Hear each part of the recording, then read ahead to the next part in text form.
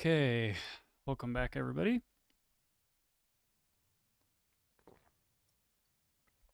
Tonight, need to do some infrastructure work. In particular, I'm already out of pipeline minutes on the Gitlab CI/CD tier that I'm on. And luckily, I have a server or two hanging around here at home, a Linux server. And I'm going to set that up as a Gitlab CI/CD runner, meaning that it will use the machine here in my house to run the tests and builds and things like that. And as part of that, I'll talk a little bit about the Terraform setup that I have. Terraform is a infrastructure as code tool by HashiCorp that allows you to define cloud infrastructure, or well, a lot of different infrastructure, and then it lets you maintain that state and apply it into a cloud environment pretty easily. And it's a super, super, super nice tool to kind of spin up and spin down cloud infrastructure. And GitLab has very nice integration and support for it, which is something that is quite nice as well. So first, I want to get the GitLab CI/CD runner working on my worker node here that I have in my house. So GitLab Runner is an application that works with GitLab CI/CD to run jobs in a pipeline. You can choose to install the GitLab Runner app on infrastructure that you own or manage, which I'm going to do.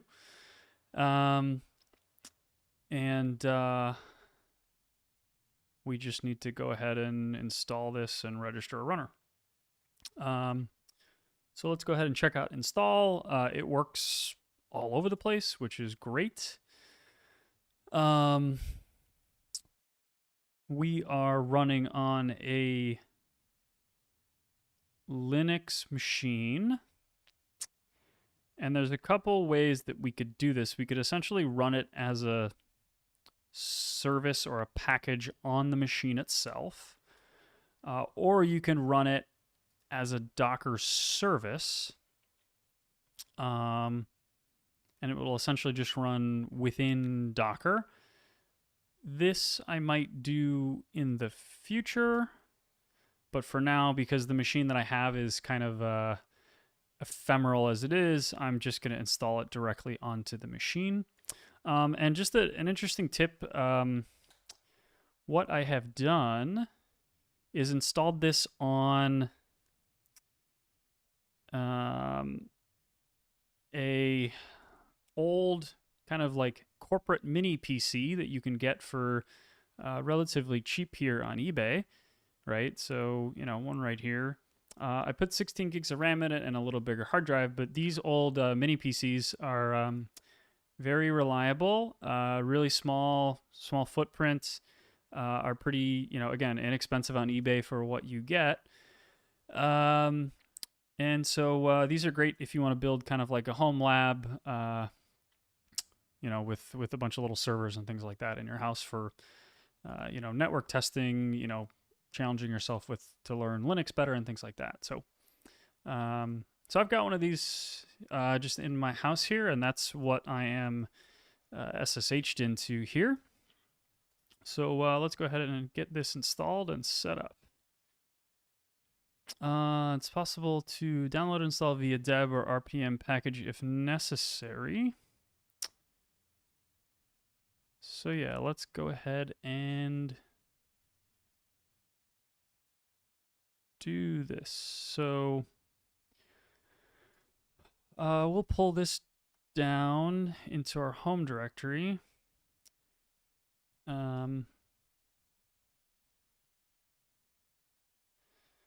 And let's just put this in downloads. We will pull this down, and this is going to be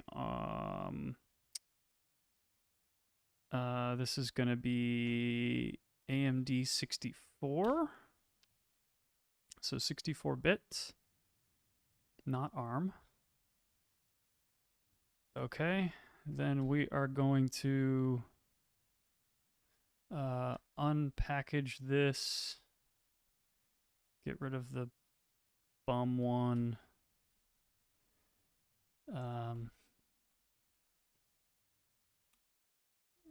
Yep, sudo is probably going to be required. Okay.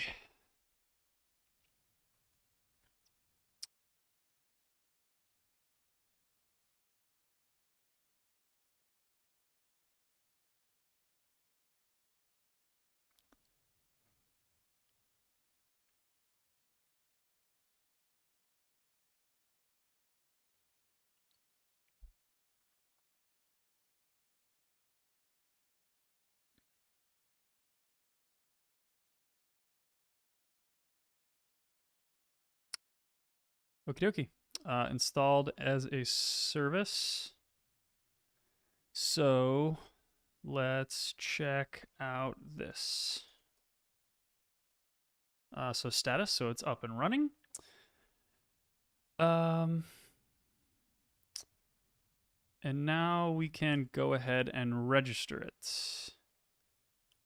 So let's go back here. You register individual runners on the agents where you want it. So yeah, so basically you run this command here, register. And this is going to say, hey, where do I want to point this? Gitlab.com. So we will just use, we're just using the cloud instance.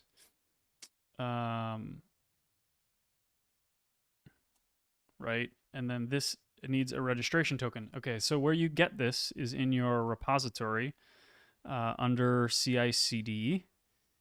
It will be under runners. And I'm gonna, this is kind of a secret token, so I'm gonna move it off, but essentially there is a token that you add to this. So you just put the token in. So I put the token in, and then it's asking me for a description. I'm just going to give it a name, and then it asks for tags. So I'm going to do just some basic names.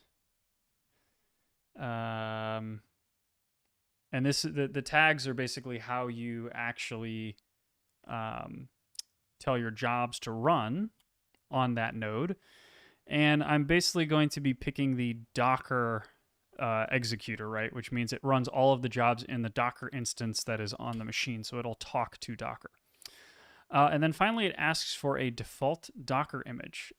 This doesn't really matter because all of my jobs are going to be run like within an image.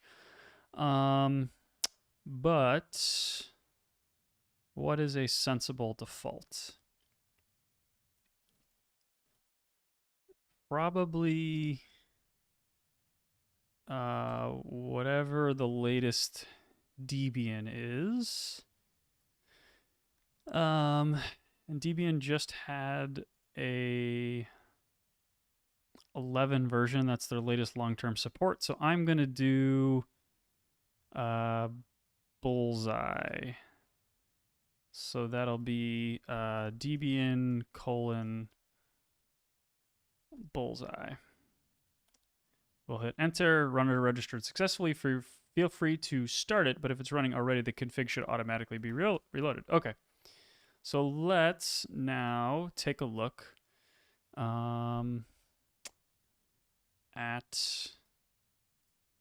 our runner. See if it's actually showing up here. Yep, so as you can see, this runner is now registered. Also, these are all of the actual shared runners, right, from the cloud.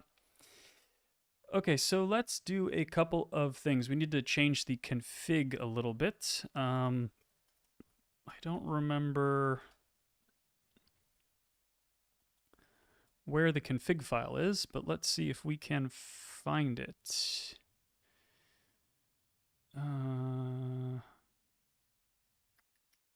Probably in the docs somewhere. Configuration file. That's what I'm looking for. Where is it? Configure runners.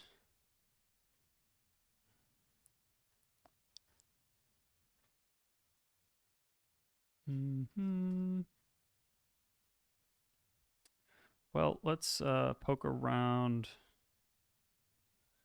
the file system. Do we see anything in there? No.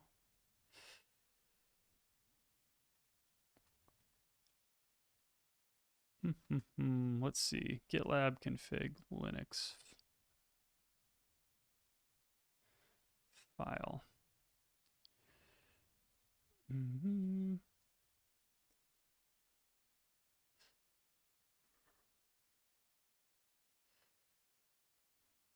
Configuring GitLab runner.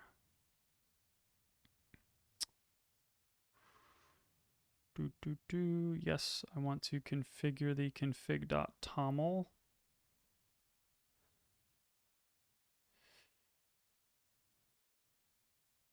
You can find it on Etsy GitLab runner. Okay.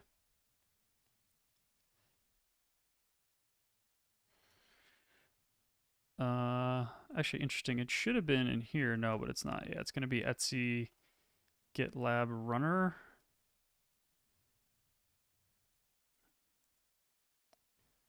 Let's edit this. Oh, there's nothing in there. Well, at least there's. It says there's nothing in there. Interesting. This is also the path for service configurations. CD Etsy GitLab runner.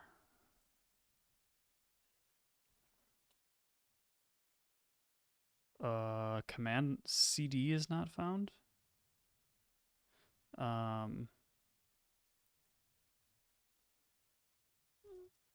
Yeah. Okay, config.toml, yeah.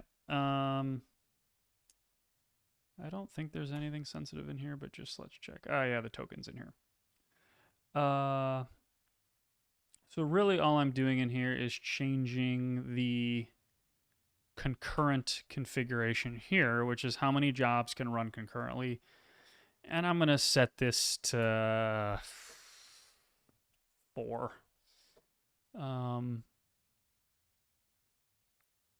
That should be totally fine.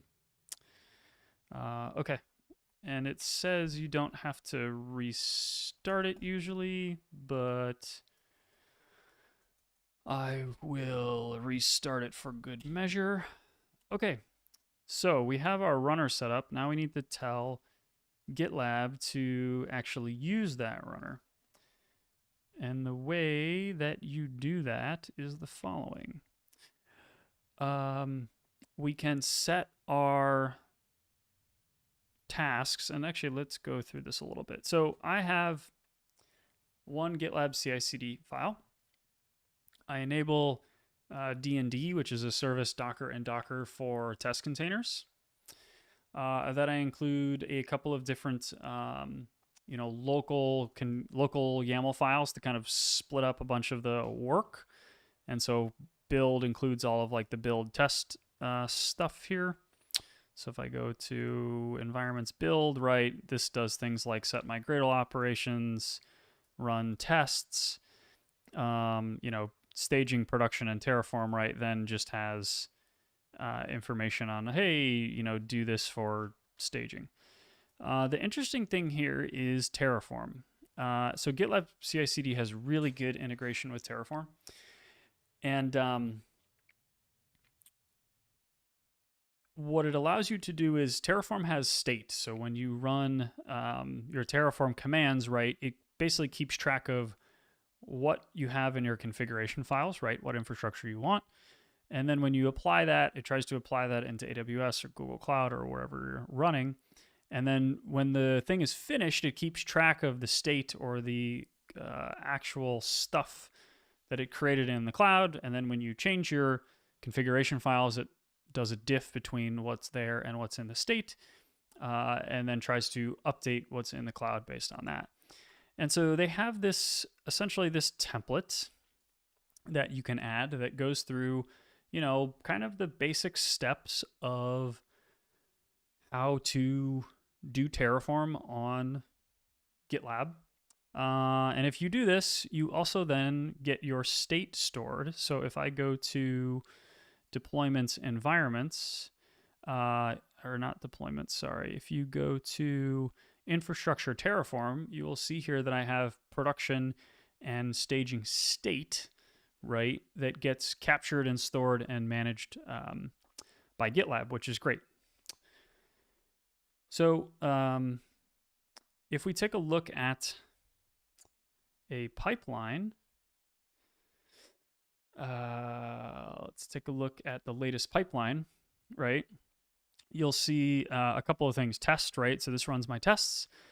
And then you'll see build. So this build step is creating the Docker images and pushing them up into Google Cloud Container Registry, or Artifact Registry as it's now called. And then these couple of steps are what you see here: init, validate, plan, deploy, and destroy. And deploy and destroy are manual steps. So whenever I want to deploy, I just go in here, hit the play button, and it will redeploy whatever the latest and greatest is, or whatever this commit is, right? And so init, validate, and plan, if you've ever worked with Terraform before, you will know that those are kind of the three basic steps that Terraform goes through to, initialize your variables, validate your configuration files, and then plan, which is the step where it takes your current configuration files that you have, looks at your infrastructure in the cloud and your state, and says, oh, you've added, removed, or changed these things. This is what I'm going to do or update. Okay.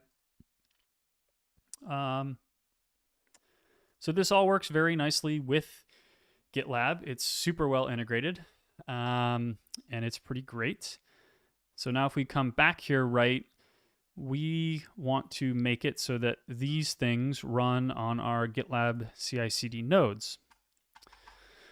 So let's go ahead and do that. We need to configure the jobs, which are in here, these different jobs. And we need to make them work on the runners. So I'm not seeing that here. Specify a runner. It's essentially a tag of sorts. Executor. Yep, tags, right? So we need to specify a tag that is one of the actual tags that we set on the configuration. So let's go ahead and do that. And that needs to be on the individual job itself. You can register a runner. You can add tags to it when a CI/CD job knows to look at the tags, right? Okay, so this needs tags.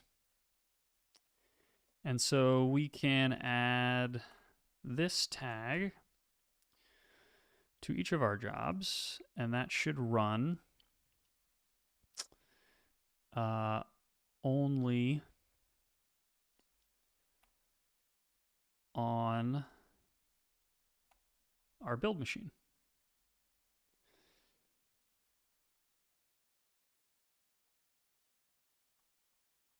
Okay, so let's give this a try.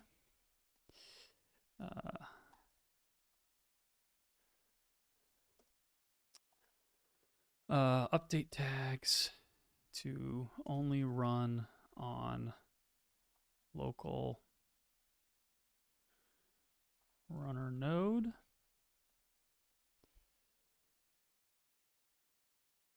Let's just check the documentation for tags again.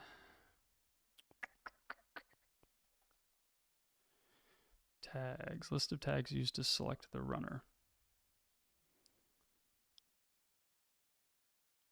Different jobs on different platforms. Use tags. Yep. Okay. So let's go ahead and push this up and see what happens. So we should see this here in a moment. And that failed. What did I do? API variables config should be a hash of key value pairs. Okay, so it doesn't like that I put the tags here, which I guess is fine. Oh, that's a problem right there. Not that great. But I guess that's okay. We just have to put these on pretty much everything. There might be a nicer way to do this, but we can look into that later. So it doesn't like that clearly.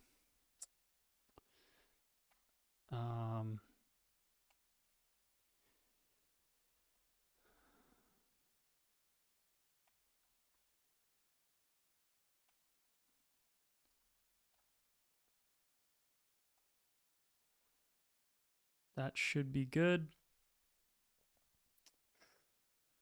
The other thing too is this, that's fine for now.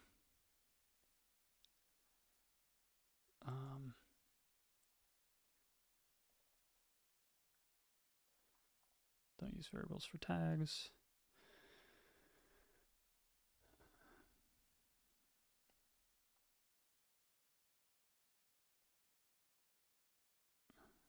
Okay. So we see our jobs are pending. If we look at test, we should see here up at the top that things are running on zworker, which is our tag. And if we run htop on our machine here, we should see, yep, a big spike in containers, containerd, dockerd, running our job. Cannot link to a non-running container, permission denied, cannot mount app armor detection privilege mode might break it, mount permission denied. That may be a problem, but it should be okay. Because I'm not running it as root, so, which is, but I shouldn't be doing anything too special, so it should be fine.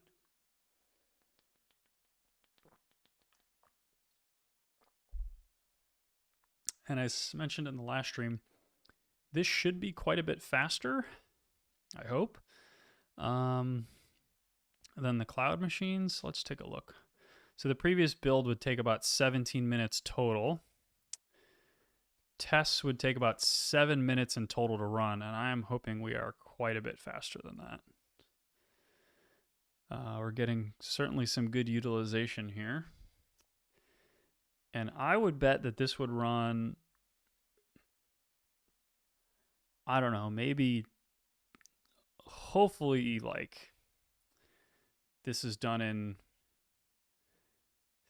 3 to 4 minutes, maybe. Hopefully it's about half as fast, or twice as fast. That would be nice.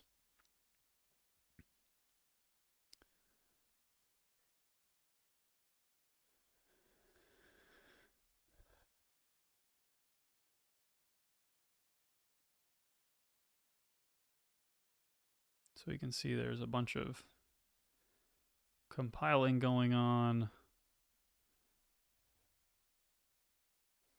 using all cores, which is great.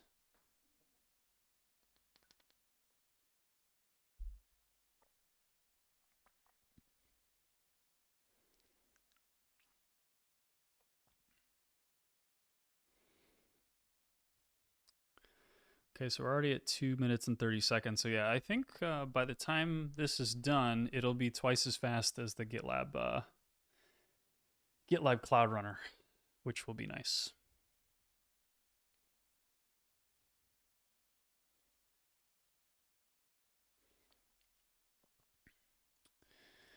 And in theory, I'm giving it 4 gigs of RAM, so that's probably fine.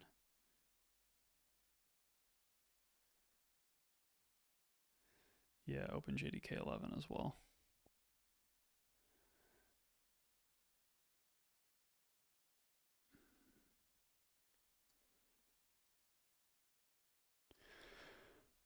Okay, so it's already running the tests. It's running with test containers with Postgres. Looks like we're okay so far. Nope. Can't spin up the container, I'll bet you, right? What happened here? Yeah. Okay. Could not find a valid Docker environment. Please check your configuration. Right. Okay. We might need to do a little more configuration.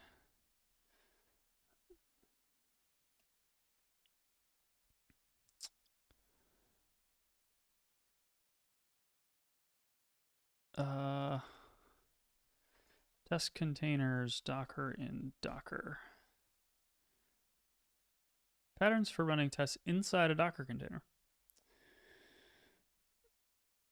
Test containers itself can be used from inside a container. This is very useful for different CI.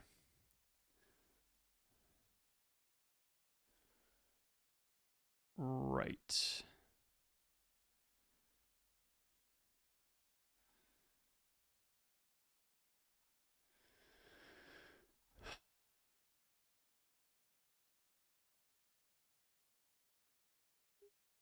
So the job, when it runs, needs to map the Docker socket into what we need.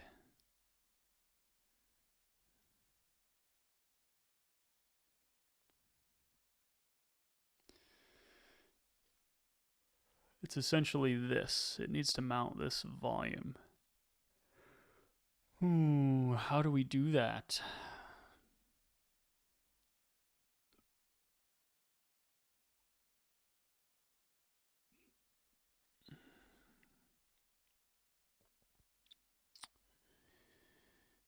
Huh.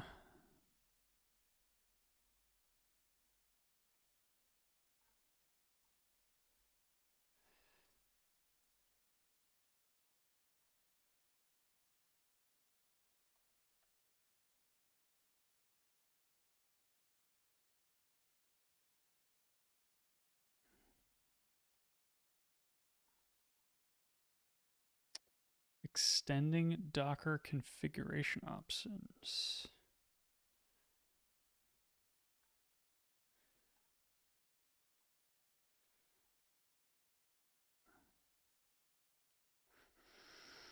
Hmm.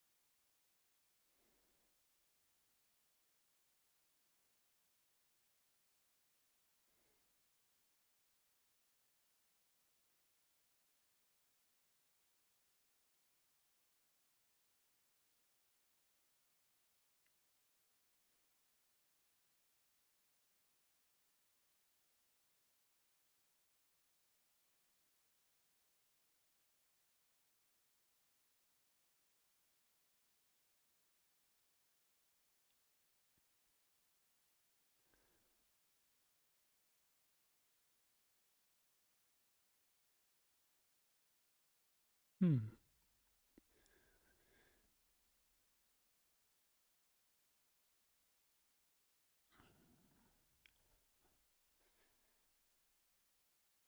Yeah, so interesting. So this is a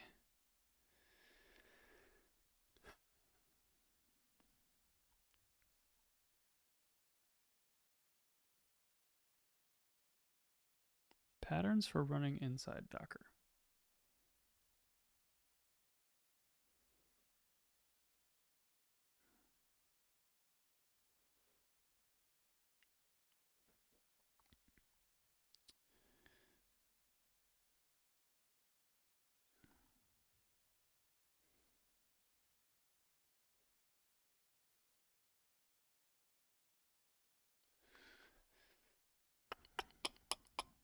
So how does this work? Your Docker version should support the...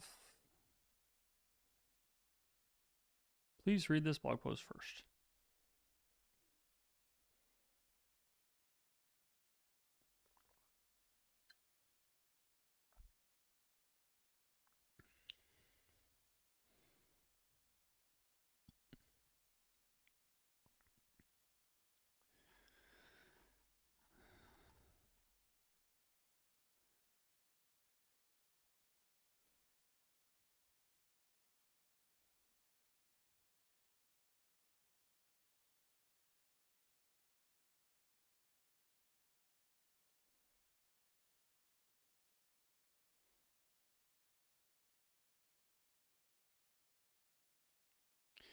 All right, so we have to figure out how to pass this flag.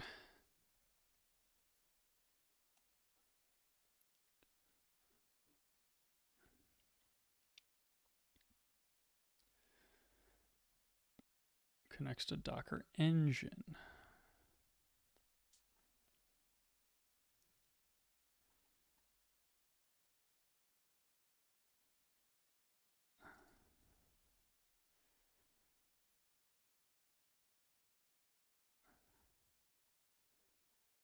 Windows, workflow, services, networking, network per build, define image and services.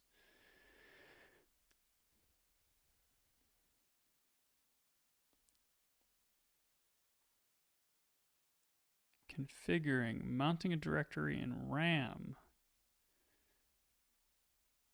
Builds and cache storage, cache, persistent storage, privilege mode.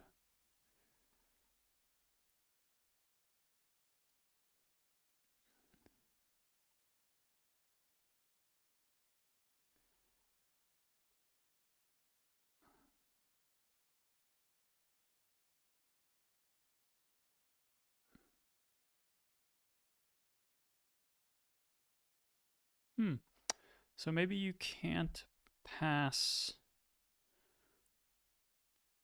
flags to the config file, but let's take a look again at the config file, see what we find.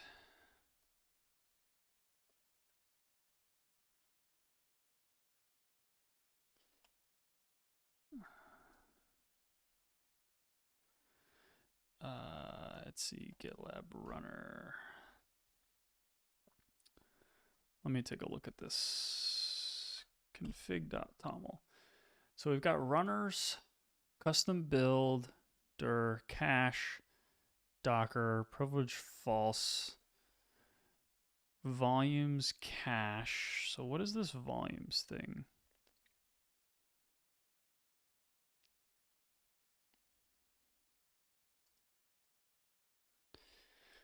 Persistent storage.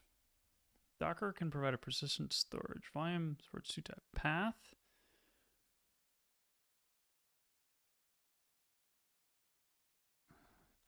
I wonder if this is just passing through to Docker volumes and I can just put the oh, okay. Let's just set this to privilege to true. And we will exit. We will restart the service. And let's try and rerun this again.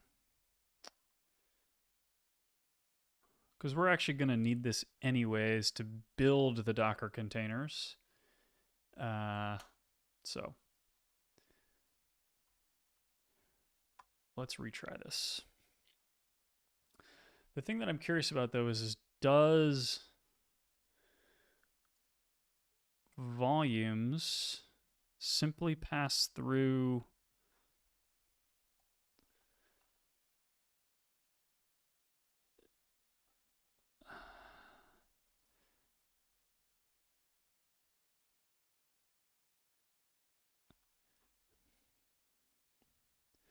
like I'm wondering if volumes just literally passes through the -v thing, like the socket.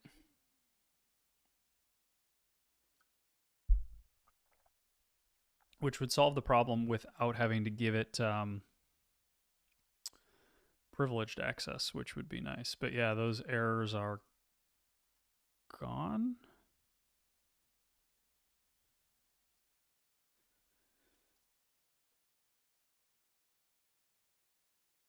Yeah. So this is complaining about me turning privileged on.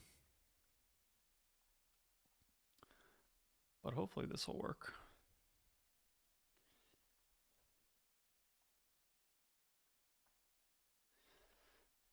But again, I'm wondering, can you do this?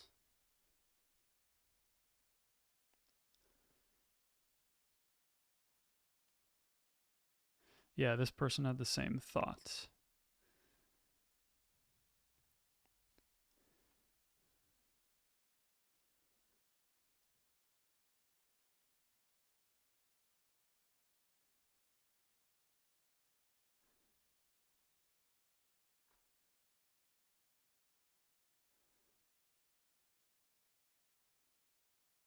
Yeah.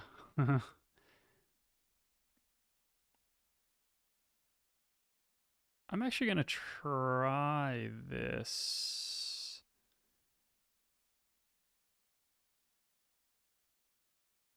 This might actually work. The -v thing. I don't know. We'll give it a shot after this. I'm pretty sure that this will work. If this does work, then we'll revert it and try. But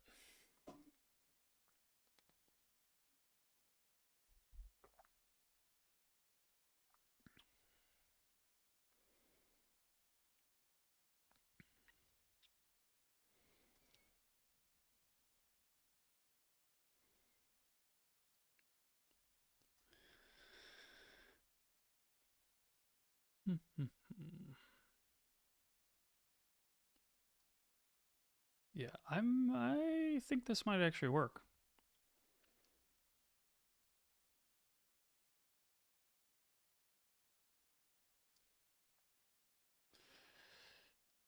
Okay, dividend test passed. The other test passed. So now it's running the test containers. Let's see if it actually spins anything up.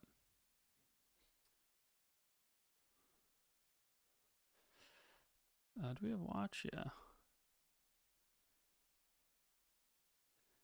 It looks like it's working. Yeah. So that does work. Privileged mode. Okay. Let's. Yeah, this is working. I don't really want to run in privilege mode. Let's see. Let's see if we can add this volume, remove privilege mode, and see what we can do here. Volumes. I'm going to pass that Docker socket in here. So essentially what I'm doing is this v for volumes flag, right, is a way to say like, hey, here are the volumes attached to your Docker container. And the runners.docker has a way to say, hey, use these volumes.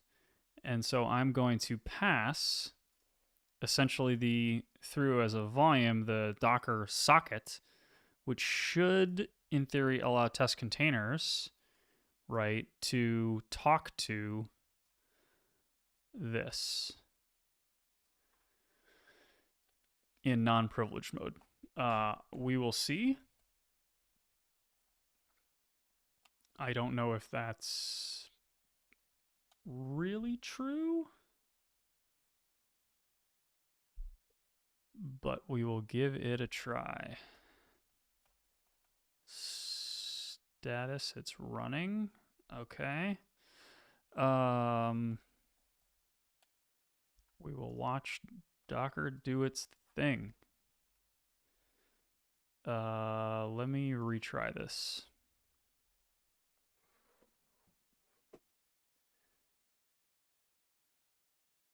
I'm wondering if it's running the other ones. Yeah. Oh, it canceled because I killed the runner. Yeah. That's fine. Yeah. Okay.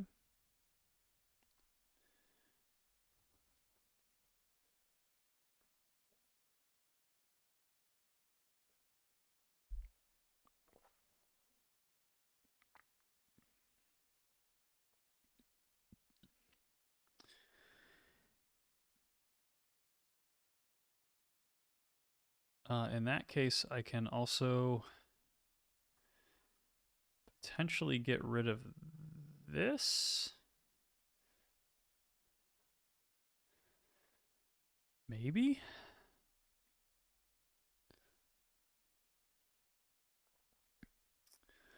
We'll give that a try next. That might still be required.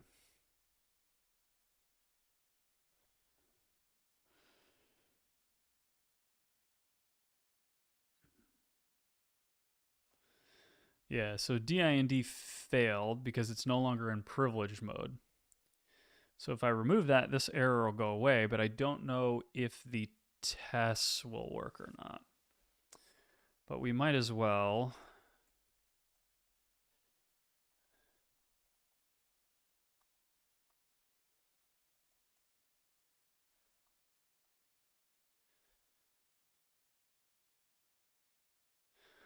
We'll push this up and it'll run in another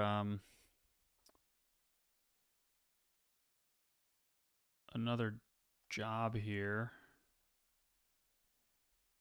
And we'll see what happens.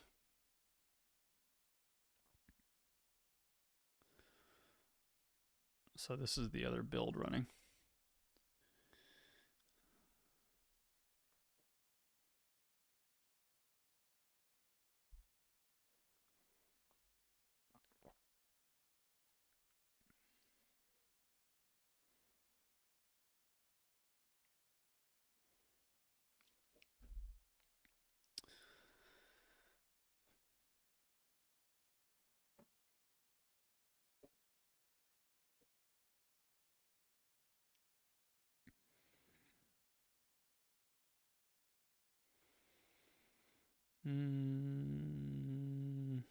Don't think it's working. We should have seen another container spin up by now.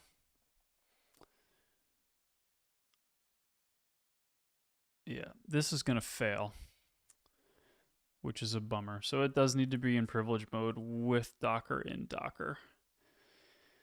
Probably. Let's check out the other pipeline running that doesn't have D&D in it. Oh, something's happening.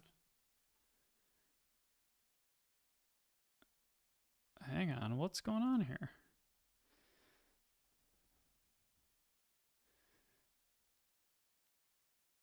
This is running. This is still running. It was just taking a while. Yeah. No, this is hanging. No, it passed. Yeah. Okay, so this is working. Now the question will be is will the other one work without dind with less errors? It should. Yeah, no errors up at the top here. Okay, so that was the trick. You need to add that volumes thing. All right, awesome. So I'm just going to leave this pipeline be because we removed Docker and Docker, and then this should continue running all the way through here.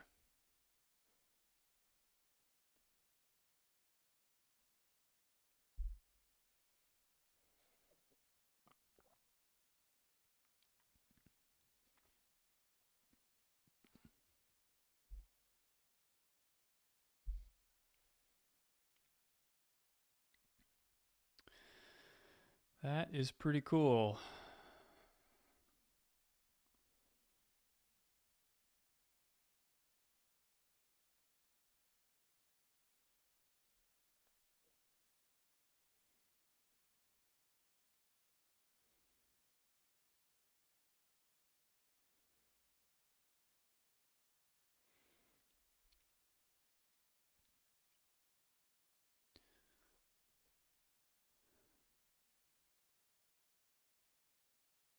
Yep, spinning up the containers. Postgres, test containers. Awesome. All right, so we have this working on the runner at my house. Unprivileged Docker, which is great. And it runs in about 3 minutes and 40 seconds instead of 7 minutes and some seconds. So cut 4 minutes off the build. That is always a good sign. So this is now going to build the two images, one of my API server and the other of my notifications server. This will also use that Docker socket, right, to talk to Docker and build the container. Actually, is that true? That might not be true. Because I'm using Gib, I think Gib has its own packaging mechanism. But you'll see here, right, there's 4 builds going. I'll bet you this machine is pretty much maxed out. Yeah. So this isn't the most powerful little thing in the world. So it's a little maxed out here. But again, 4 jobs are running at once. So maybe I need to buy a better little mini PC. I'm sure I can find a better one, or just another one, right? Add another one to the fleet. So that might be the answer. But yeah, this looks to be working exactly the way that we expect it to. So we're no longer going to get this anymore next month because my again, my local machine here will be running those tests, which is awesome.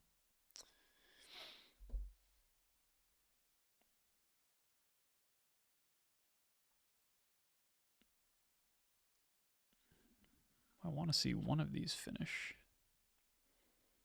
Things are working really hard.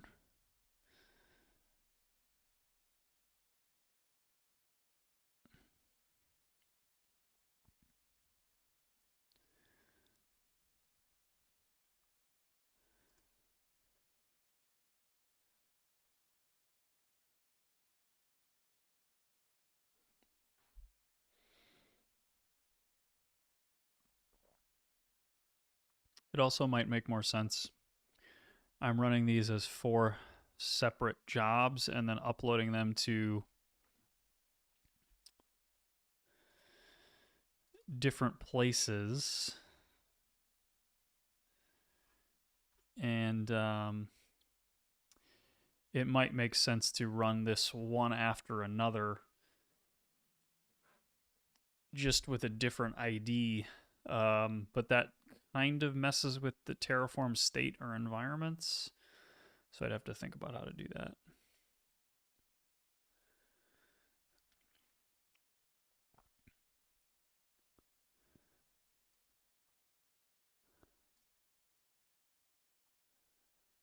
Yeah, this thing's pretty pegged.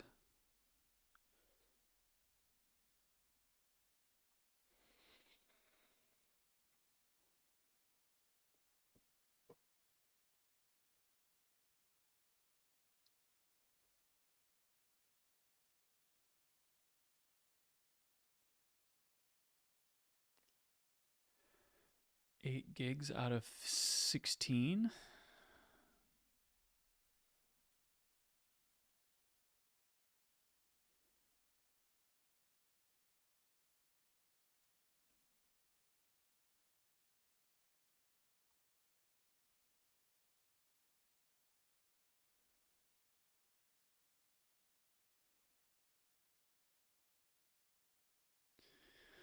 Should probably only do 2 jobs at a time. Let's change that configuration.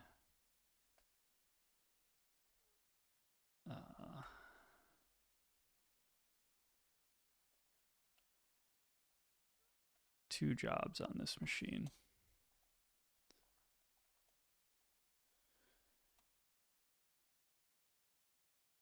That's fine. I'll have to get another one or a bigger machine. It's going. It's just chugging along. And we might hit some memory issues.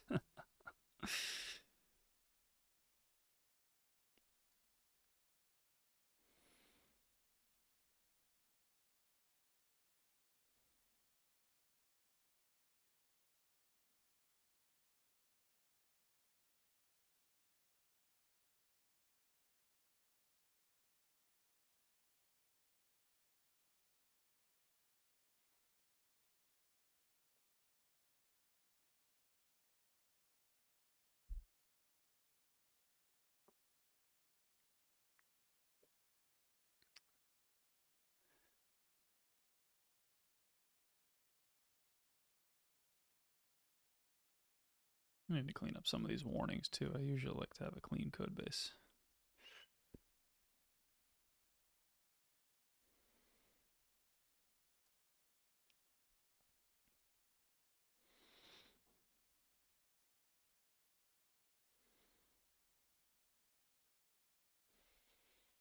Okay, so it looks like these all ran. Pushed things up to my project.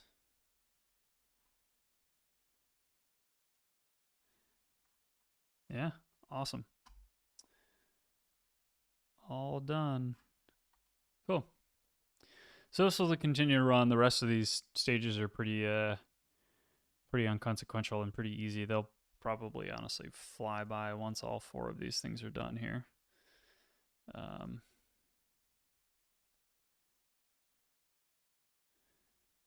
These will definitely go pretty quick here.